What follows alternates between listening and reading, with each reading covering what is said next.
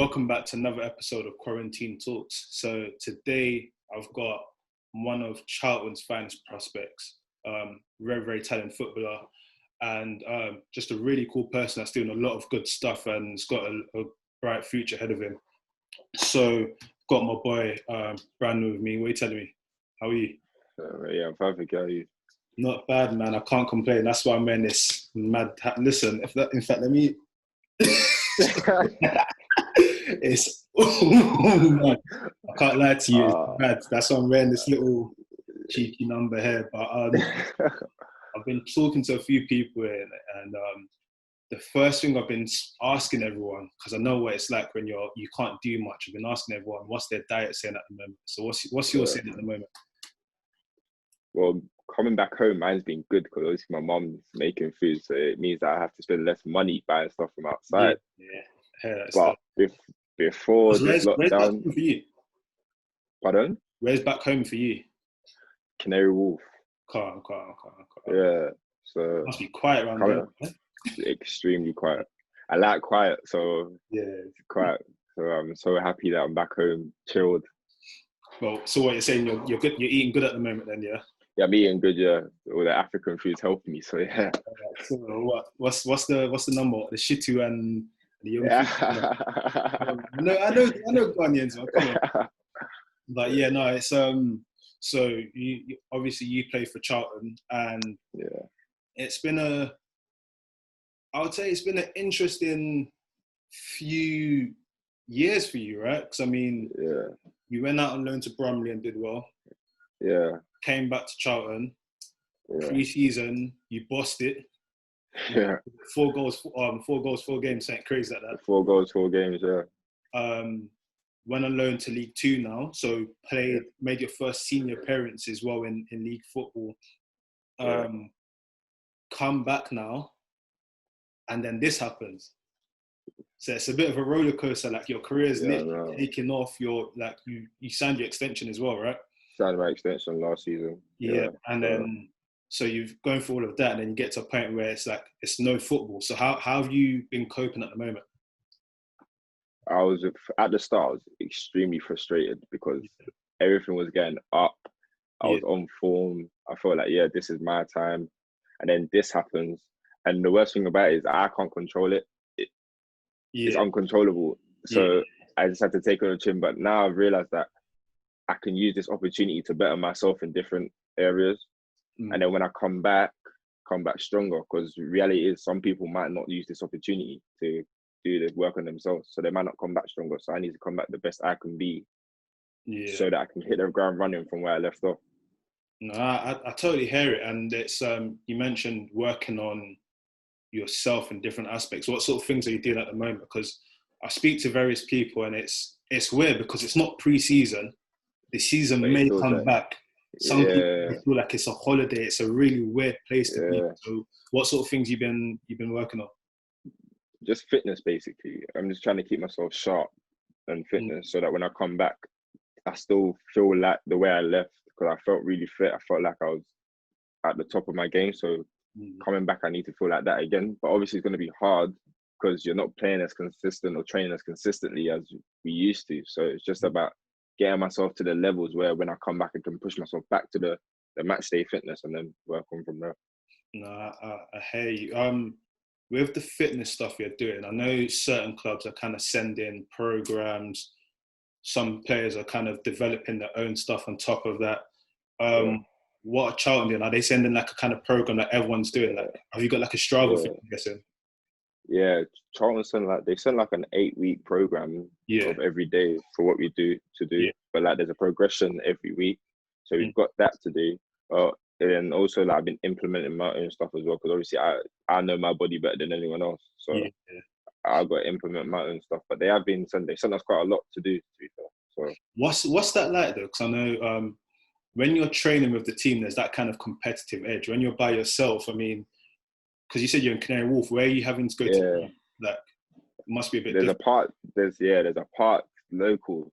But it's difficult because, like you said, competitive edge when you're with other people.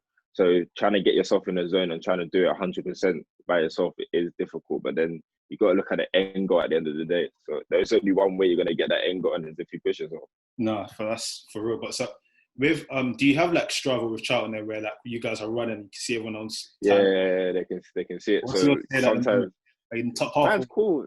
So yeah, Man's in the middle. you Man's in sure, the yeah? middle, innit? Like, I know. Yeah. Obviously, I know at Charlton you got a few. I mean, you got that Lau Taylor there. Yeah. You got, I know Dej in it. You got Dej there. I know that Dej is a madman in it. So that Yeah, I know there's certain men that are going to be pushed it them, out. them brother up there. Them brother up Dej is there. hide it. Now I can imagine. Yeah. I can imagine. But what's that? What's that like? Because I mean, as a young player, I know a lot of the boys think highly of you. I know a lot of the people within Charlton think highly of you. I know the manager's come out and said this is someone that's going to be important to us. So you already know that you've got a lot of stock, you've got a lot of potential, but does that come with added pressure because now everyone's looking at, okay, I want to be the best when I come back, and you're thinking, I want to break into the team and do stuff. Is that additional pressure for you? But I feel that with me, pressure, like I like pressure because I like to prove people right and wrong. Yeah. So I will go out there and say, because I know what I'm capable of, not being like cocky, but I'm confident in myself. Yeah. So I will personally go out and say that this time next year, I would love to be, I want to be playing regular first team football because I feel like I can play regular first team football. Yeah. So the more pressure, I feel like, give me that pressure because I'll thrive with it. I want to go and do it. So I'll go and show you that I can do it, sort of thing. No, I think that's the mentality you've got to have, right? I mean, it's tough because I remember when you're coming through and whatnot, and you're playing for a pro club, and you're at academy. People kind of feel like, oh, he's at academy, he's made it. Oh, he's getting to miss school, he's moved into gigs. But it only really starts when you sign your pro, I guess. And even when you sign your pro, you haven't even started yet because it's like, okay, I need to get into the first team. And I guess with someone like yourself, it's not just about playing for the first team, it's about helping the team do well and move onwards and upwards because everyone wants to improve in their career, right? So that brings us to the elephant in the room because Charlton as a football club have done really well in the last few years in terms of youth development, in terms of promotion. But at the moment, before quarantine, the team is in a relegation scrap. So it means that potentially relegation could be on the cards or fight in the championship can be. How has that been being a young player in the change room in that sort of environment? To be fair, everyone's quite positive because everyone feels that we see what we did at the start of the season, that they were picking up results left, right, and centre and proving everyone wrong. Everyone's quite positive, and I feel like they know what the job is at hand. No one's delirious to it. So I feel like everyone knows that they know what they need to do to stay up. I feel like we'll stay up, if I'm honest. I feel like if the season carries on, I feel like there's enough in the team, enough quality in the team to stay up. But how is it for you? Because I mean, you've gone on your loan. In terms of personally, I think you've come out of that loan spot at Colchester a better player. You've gone and you've proven that you can perform at that level. And it's interesting because I know there's a few games you played right back, the rest of the games you played midfield, and it's like you've proven that you've got that versatility about you, and you come back into this. So on a personal note, you're kind of thinking, you know what, I'm feeling good about myself. Then you come back into an atmosphere where it's okay, well, we need to be winning games. We have to be performing because if not, we're relegated. How was that personally for you? Different, because at Colchester, it was that we were pushing for promotion, like to get in the playoffs. So it's that we have to win to get into the playoffs. Yeah. But at Charlton, it's like we have to win to stay up. Every point counts, sort of thing. So we cannot lose, and it's a different sort of environment. Like when there's a loss, you feel it. At Charlton, when there's a loss, everyone feels it. But like at Colchester, when there's a loss, it's not as like mad as Charlton, if you get me, because we're pushing for promotion at Colchester. Yeah. We're not going to get relegated. No one's thinking about relegation there. But Charlton, one loss, we could be going down to the lower league, which has other implications, obviously. Yeah. So with you now, that Bromley spell, when you went out, what was your thoughts? Because ultimately you've made it through the game and whatnot, and the man just come and said, "Listen, I want you to go improve yourself. I want you to show that you can play men's football." Yeah. How different is it going to that sort of league to play football compared to academy ball? The Bromley one came out as a surprise because we played Bromley in a Kent Senior Cup game. Yeah. And then I played the wing back there, that right wing back, and I scored. And then during the game, like you see when the gaffer's looking at you, you can tell he likes you, but it's nothing like that. Yeah. And then I think 2 days after, I got a call from Jason Yule. Yeah. Saying you're going on loan to Bromley. I was like, oh, what? Wait, was it decision made? Decision made. Like, you're going on loan to Bromley. I was like, all right, cool. Went there. That football, depending on who you play, because Bromley play football. Like, I like playing football, and I played in midfield there as well. So I was getting on the ball, doing stuff. Yeah. But then you go away to teams like Barrow, and it's second balls, and everyone's hitting you left, right. It's mad. It's mad. So depending on who you play, but Bromley, I think that spell there helped me massively. Like Neil Smith, the manager there, helped me so much in terms of mentally and understanding the game from the men's point of view. That helped me massively. I feel like if I didn't go there, I wouldn't have been able to push on the way I have. And in what sense did he help you? Because I know you mentioned that as a manager, he kind of like put his arm around you, but what else comes from that experience? Because one thing that I know for sure, having coached and having seen kind of people's progression, is that move from playing academy football to playing men's football at whatever level, for some people can prove very difficult. And it's not because they haven't got the ability, it's just that football changes. Like you mentioned, playing against teams like Barrow and whatnot, where it's a completely different thing now. Like these guys are playing because they've got mortgages to pay, or like they've just come from work and they're playing a midweek game. What was it about that experience, like, specifically? What did you take away that really allowed you to do what you went to go and do at Colchester, or do what you did in pre-season even? I think because it was actually a competitive, like there was a competitive edge, like games, because they want to go into League Two, and obviously for teams like that, that's a big financial bonus.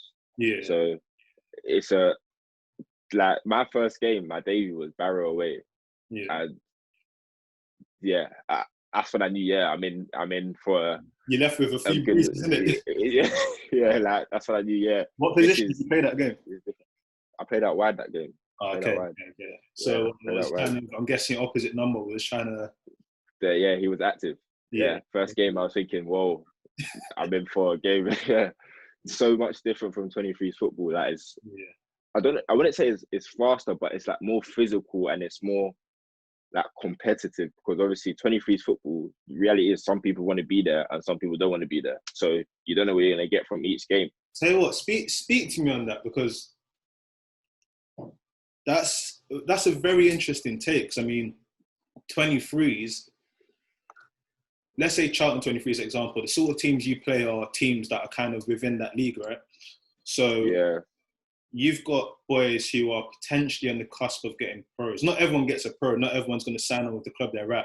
But you've got boys that are potentially, they can see where the progression is. So why do you think that a lot of boys are not kind of almost giving it their all, or don't want to be there?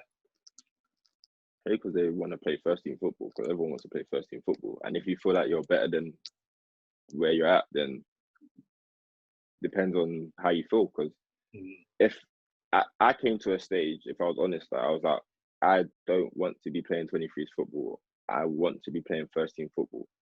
And then like mentally, that doesn't do well for you, because you go out to the pitch and you think, why am I here? And if I'm honest, that's what happened to me. The beginning of last year, when I first, halfway through when I was first year pro, halfway through that, I was like, I don't want to be here. Before I went to Bromley, I can't do it. I can't be here. And that was the wrong mindset to have, because I could have easily gone like that. Yeah. Easily gone like that. And that's why I said the Bromley loan came at the right time. And then now, when I've come back on loan from League 2, I've come into the 23s. I'm like, okay, I'm here now, and this is where I can prove myself again. So Yeah. I'm not in a mindset where I'm like, oh, I don't want to be here. I'm like, okay, I need to prove myself. I might not want to be here, but I'm the only way I'm going to get out of here. So I got to prove myself, and I've got to keep performing to get myself out of the 23 to play first team football.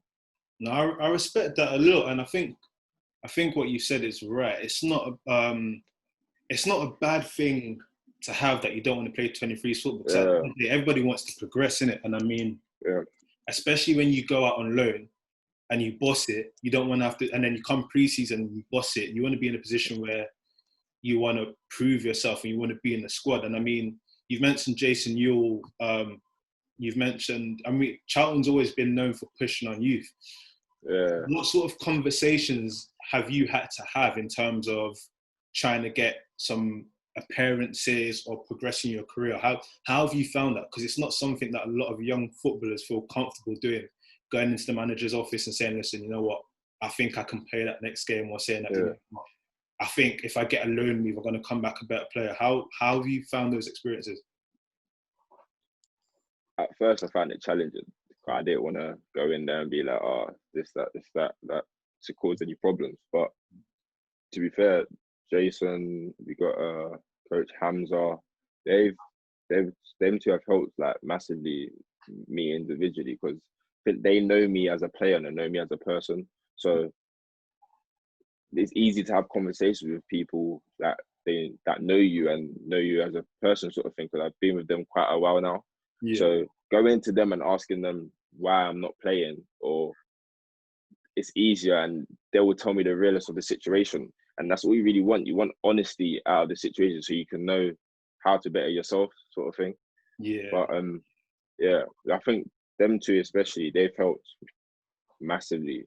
Again, in terms of if I'm not playing and I speak to them and ask why am I not playing, then they give me the realness of the situation. And it's not like if haven't played well in the 23s game, that they won't hesitate to then take me out of the team. And that's the sort of thing that you need. So you know you need to stay on top of your game, sort of thing. Mm. So with the 23s at the moment, because ultimately, has that league been scrapped? Is that done then? Oh, no. Okay. No, not been scrapped. So you're in a situation where potentially the league could come back and you could be thrown into a relegation scrap. At the same time, you've still got to either maybe even go back to under 23s. Yeah. At the same time, because of your spell, there's an elephant in the room, but because of your loan spell at Colchester, there's going to be a few people that are kind of looking and thinking, you know what, he did really well there. Let's kind of monitor this and whatnot. Yeah. How do you see this playing out? Because I mean, your contract, you're there anyway, so that you've got that same. I think a lot of other boys probably don't, because if your contract ends soon, what happens then? But how do you see this playing out? Would you be ready to go back and play games? I want to play first team football, and my first aim is to, at the club I'm at, Charlton, is to play first team football there. Yeah. So obviously I'm contracted to Charlton, so that's the team I want to play for and play first team football. But if I don't get the chance to play first team football, then there might be an option to where I have to go on loan again and play first team football there, because really and truly, I don't want to stall my development by playing 23s.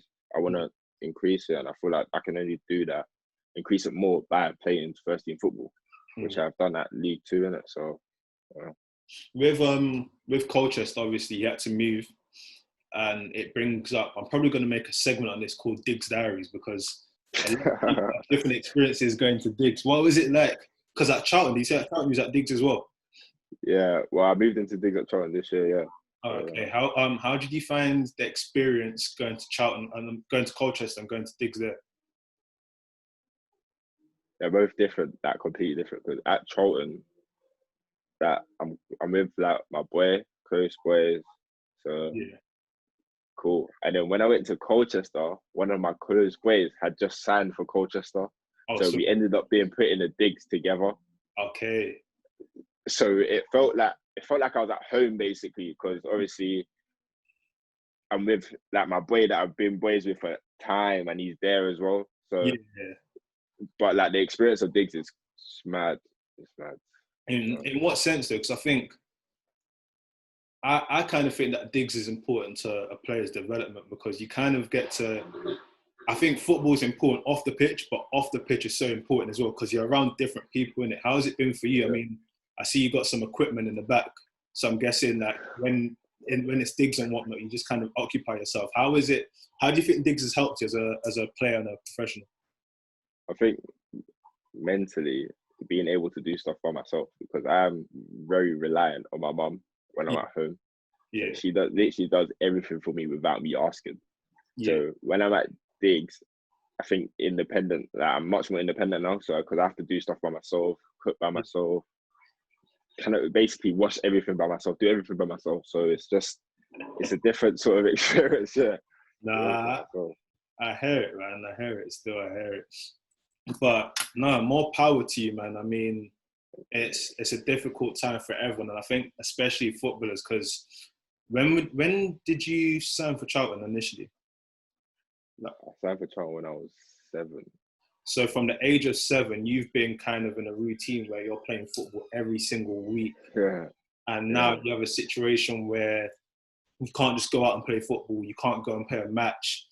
Trade is very limited. So I think for any athlete, it is tough at the moment. But credit to yourself for doing stuff and pushing forward. And fingers crossed, let's see what happens if the league comes back and whatnot. And if it does, I'm sure you're going to smash it either way, man. But bro, listen, more power to you. I'm sure we'll catch up once all of this is done, man. That's another episode of Quarantine Talks, man. Out.